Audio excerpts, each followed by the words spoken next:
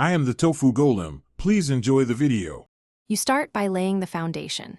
Create a project, virtualenv, and install Pygame so dependencies are stable. Next, initialize Pygame, create a display with set mode, width, height, set a caption, and create a clock for frame timing. Load all assets up front, fonts, images, and sounds, and store them in dictionaries so access is fast. Once done, you'll be ready to write the basic main loop that will host your menu and handle events reliably. You now implement the menu core.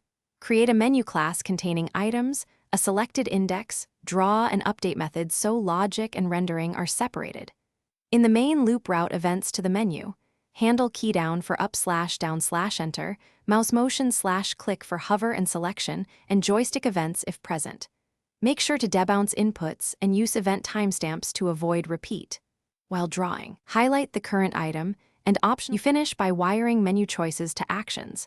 Map items to callbacks that change game state, start levels, or open settings. Implement transitions like fades or slides using an overlay surface and alpha to smooth the switch. Keep them short so responsiveness stays high. Finally, test edge cases. Simulate missing assets, low frame rates, different resolutions, and input lag. If something fails, check asset paths, event handling order, and clock. Tick usage. That single fix usually resolves most menu bugs.